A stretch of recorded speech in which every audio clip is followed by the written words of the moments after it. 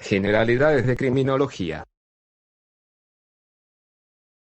Conceptos de criminología. Evolución histórica. Tipología del delincuente. Tipología de la víctima.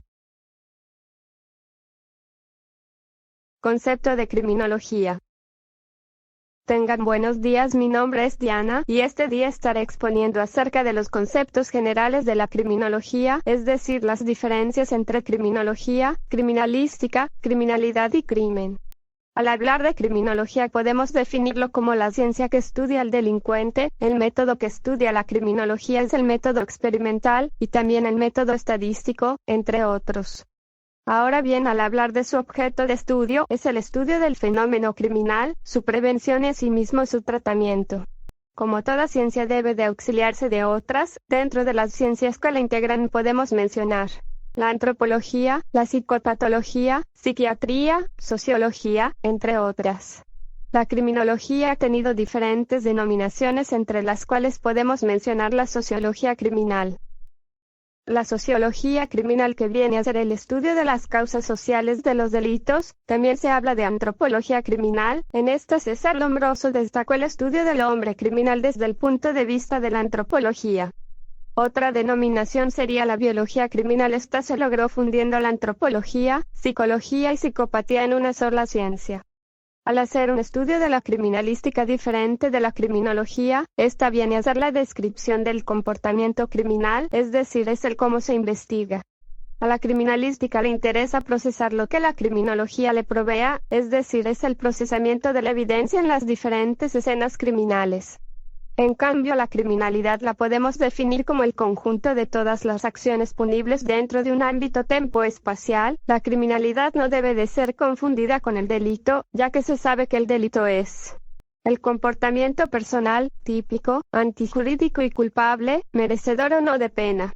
Es decir, al hablar de criminalidad, no es lo mismo que delito, ya que la criminalidad es el recuento del delito. Ahora bien, al hablar de crimen, podemos decir que un crimen es un acto cometido por una persona que va en contra de las leyes de un país, y esto nos lleva a preguntarnos por el concepto de criminal. Un criminal es quien ejecuta dicho acto, lo que nos lleva a tener una víctima, por lo que podemos mencionar la tipología victimal de Benjamin Mendelssohn, quien las dividió en víctima completamente inocente o víctima ideal. Esta víctima no ha aportado nada para desencadenar la situación criminal por la que se ve damnificada.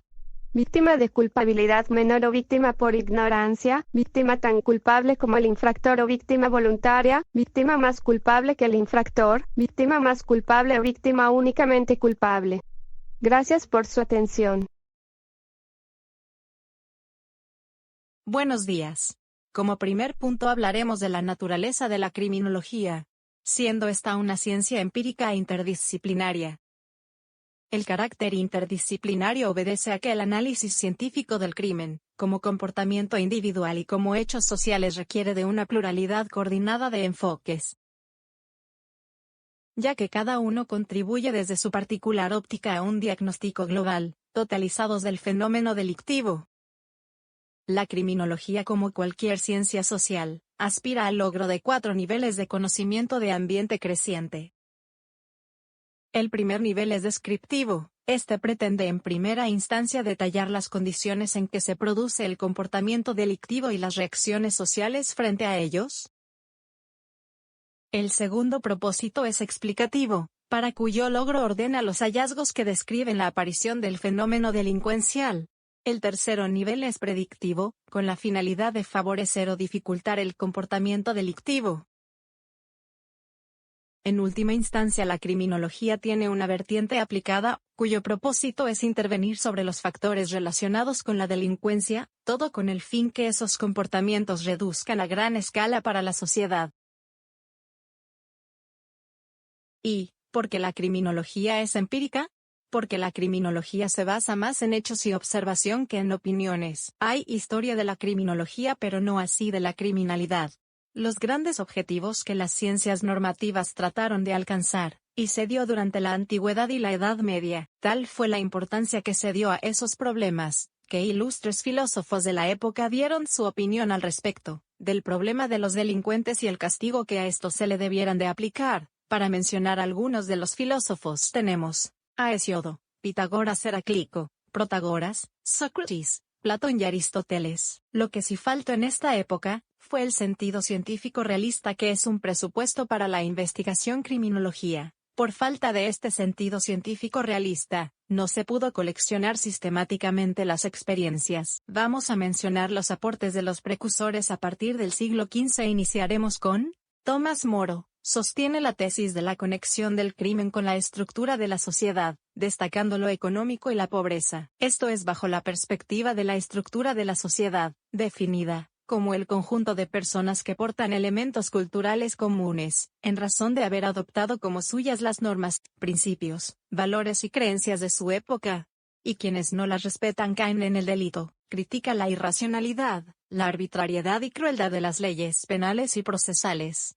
Él define que el fin de las penas no es atormentar y afligir a un ente sensible ni deshacer un delito ya cometido, sino que impedir al reo causar nuevos delitos o daños a los ciudadanos, también retraer a los demás de la comisión de otros delitos. Voltaire sostiene el sometimiento de los jueces a la ley, y la necesidad que los jueces motiven sus fallos, expliquen el contenido y justifiquen sus sentencias. Por tanto, él explica que el delincuente vulnera el pacto social, se automargina de la sociedad civil, que debe contemplarle como un rebelde. Además dice que la pena inútil atenta contra las bases mismas del contrato social. Él propone que las penas sean ciertas, prontas y proporcionadas. En su obra El espíritu de las leyes, establece la división de los poderes, aboga por la desaparición de la tortura y la prevención del delito. Las leyes, según su pensamiento, deben evitar el delito y proteger al individuo, precursor eminente de los sistemas penitenciarios. Él dedicó su atención al tema de las reformas penitenciarias, elaborando por encargo de Jorge III un modelo de cárcel, el panóptico, por el que ambos entraron en conflictos. Ideó una cárcel en el cual se vigilara todo desde un punto, sin ser visto. Bastaría una mirada que vigile y cada uno sintiendo sobre sí la vigilancia. Terminaría por interiorizar hasta un punto de vigilarse a sí mismos. En el año 1726, fue en Inglaterra la figura renovadora del sistema penitenciario de los años 1772 y siguientes. Su preocupación por estos lugares fue de gran trascendencia para la evolución del derecho penal. Aquí se producirá la consolidación de la criminología como ciencia autónoma, y es en este periodo es que se focaliza como objeto de estudio de la criminología el cuerpo, unos interesados por la psiquis, y otros interesados por el entorno. Entonces los interesados con el cuerpo nos encontramos con César Lombroso, Enrico Ferri y Rafael Garófalo. Él hace la publicación del Tratado Antropológico Experimental del Hombre Delincuente, obra con la cual comienza la criminología en el año 1876. En este contexto, Lombroso dijo que las causas de la criminalidad son, de acuerdo a la forma, causas físicas y biológicas. Un aspecto particular infundida de la obra de Lombroso es la concepción del delito como resultado de tendencias natas, de orden genérico observada en ciertos rasgos físicos o fisionómicos de los delincuentes habituales, tales como asimetría craneales, determinadas formas de mandíbula, oreja, arcos superciliares, etc. Otro rasgo característico de la obra de Lombroso es la precariedad de su método científico, que frecuentemente de la observación empírica, a veces sobre la población, de relaciones de causalidades escasamente fundadas. Por ejemplo, de la comparación de la temperatura anual media en las distintas provincias de Italia, y el índice de homicidios en cada una de ellas. Sobre eso Lombroso concluye que el calor favorece este tipo de delitos. Según Enrico Ferri, consideró que las razones por las cuales el hombre es delincuente son ajenas a su voluntad. El delito para Ferri no existe, lo que existe son enfermedades que vienen heredado o las adquirió durante el transcurso de su vida. Cuestiona la teoría de Lombroso, ya que él dice que el delincuente es nato. Pero Ferri se centró en estudiar las características psicológicas. Cada uno es responsable de su actuar, y estas características incluyen el habla, la escritura, símbolos secretos, el arte y literatura, así como la insensibilidad moral y la falta de repugnancia a la idea y ejecución de la ofensa, previo a su comisión, y la ausencia de remordimiento del sujeto después de cometer el delito. Agregó el sentimiento como la religión, el honor y la lealtad no contribuían al comportamiento criminal, pues estas ideas eran muy complicadas para tener un impacto definitivo. argumentó que eran otros sentimientos, como el odio, el amor, y la vanidad los que influenciaban grandemente pues tenían mayor control sobre la moral de las personas. Resumió su teoría al decir que la psicología criminal, con una resistencia defectuosa de las tendencias criminales y las tentaciones, debido a una impulsividad desbalanceada que caracterizan a los niños y a los salvajes. Teoría de Rafael Garofalo.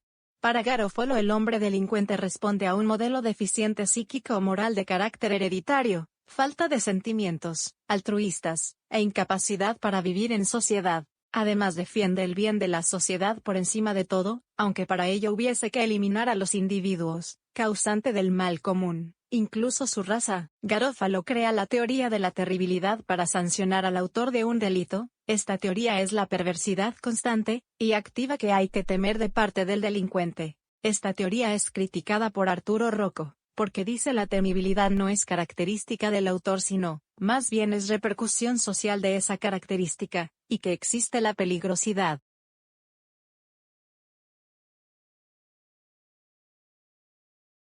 Tipología del delincuente.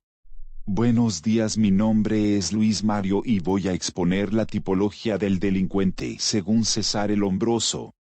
El nombre de Cesare Lombroso está fuertemente ligado a la historia de la criminología.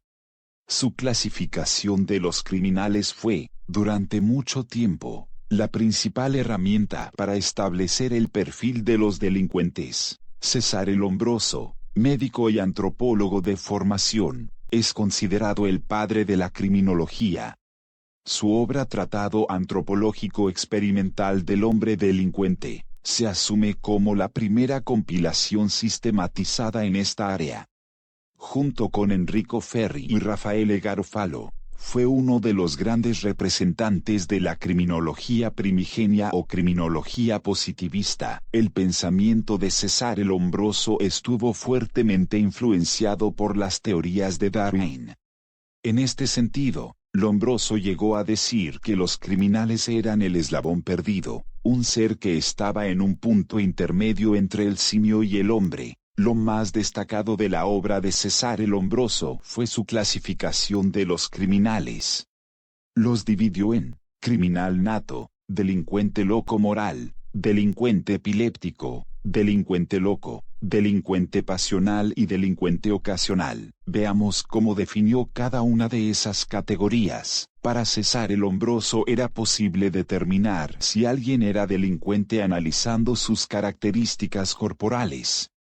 Según su enfoque, el criminal presenta rasgos de inferioridad orgánica y psíquica que resultan evidentes a los ojos. En el caso del criminal nato, este se caracterizaría, desde el punto de vista físico, por los siguientes rasgos: cráneo pequeño, gran órbita ocular, frente hundida, abultamiento en la parte inferior de la zona posterior de la cabeza, etc. En lo psicológico es insensible, impulsivo y no siente remordimientos. Cesare investigó los correlatos biológicos o errores evolutivos que predisponían a determinados sujetos al delito y se basó en la constitución biológica de ciertas personas como causa inexorable de delincuencia. Elaboró un listado de rasgos físicos, psicológicos, comportamentales y de socialización del sujeto al que bautizó como criminal nato: asimetrías en rostro y cráneo de apariencia irregular,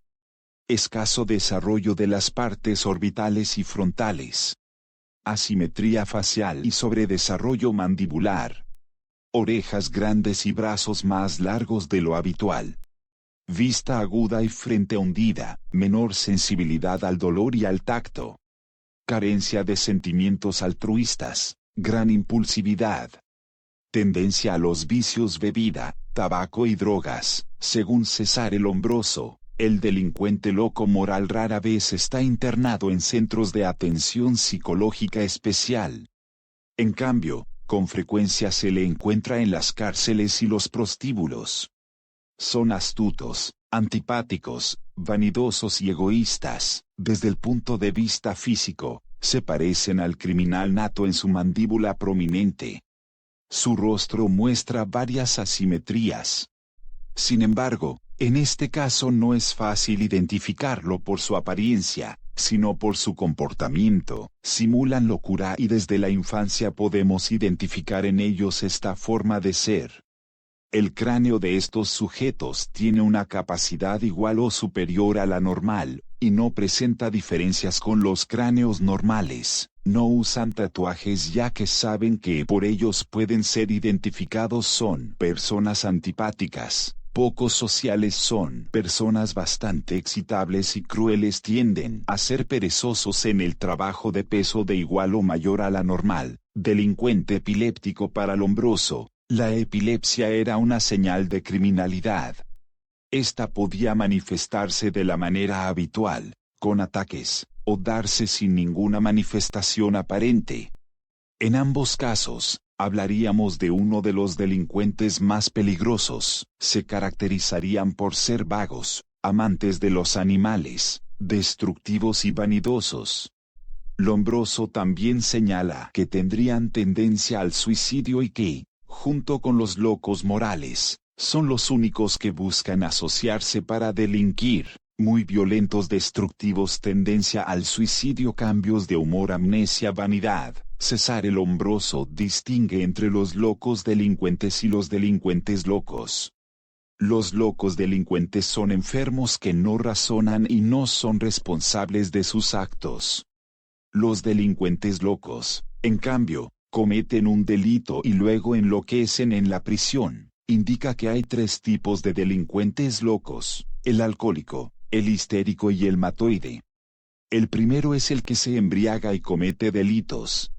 El histérico tiene una gran tendencia a mentir y una inclinación natural al erotismo. El matoide, por su parte, está en la línea que separa la cordura de la locura.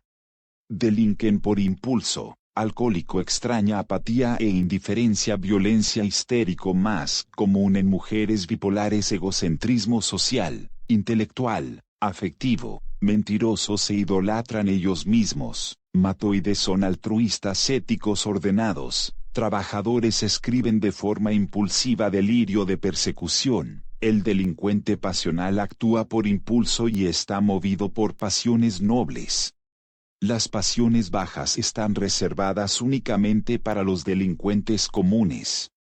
No tiene rasgos físicos particulares que lo identifiquen, salvo que su edad oscila entre los 20 y 30, poco frecuente entre los delitos de sangre, edad entre 20 y 30 años, sexo, 36% de mujeres, el cuádruple de los demás delitos. Cráneo sin datos patológicos, conmoción después del delito, suicidio o tentativa de este inmediatamente después del delito, confesión. Lombroso dice que los delincuentes ocasionales se clasifican en tres grupos: los pseudocriminales, los criminaloides y los delincuentes profesionales. Los primeros cometen delitos que pueden ser de tres tipos: involuntarios, sin perversidad, motivados casi siempre por la necesidad, y en defensa propia. Los criminaloides son los que cometen delitos movidos o presionados por las circunstancias.